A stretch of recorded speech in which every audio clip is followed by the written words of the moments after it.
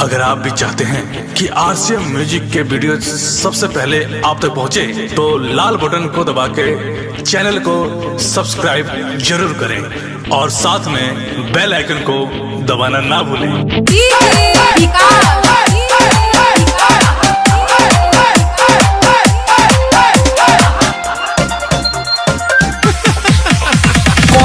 जहाँ से खून ले जा जहान चाकू चलाई के कह दे, जहाँ से खून ले जा जहान चाकू चलाई के हथवा में तू लगई हा, हथवा में तू लगई हा, हथवा में तू लगई हा, जान में हदी बनाई के कह दे, जहाँ से खून ले जा जहान चाकू चलाई के। म्यूजिक डायरेक्टर विकास राज।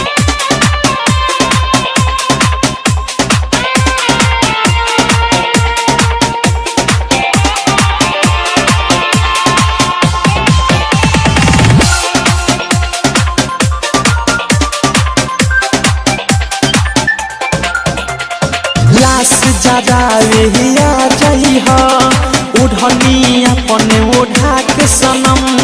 लाश जगावे आ जाई हा, उड़नी अपने ओढ़ा के सनम। मरम के बाद हम आई बिकरा हम जरा लो राख ले जाई हा सनम, जरा लो राख ले जाई हा सनम।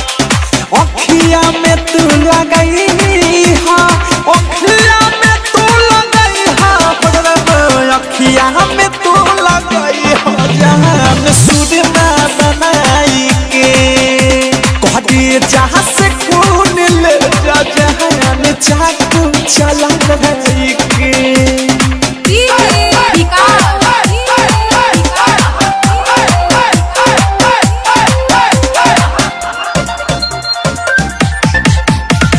दिल में रखी हो पिया के खबर, याद न करी हो प्यारी हमार।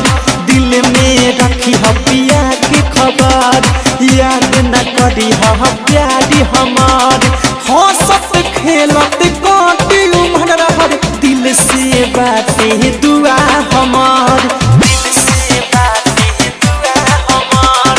अवध सपने में हो सुना, मानस मेरा हो सुना ना, बिकी अनुराग ना दोहरत जुदाई के कह दे, जहाँ से खून ले जा जहान चाकू चलाई के कह दे, जहाँ से खून ले जा जहान चाकू चलाई के। डायमंड रिकॉर्डिंग स्टूडियो छौड़ा दाना।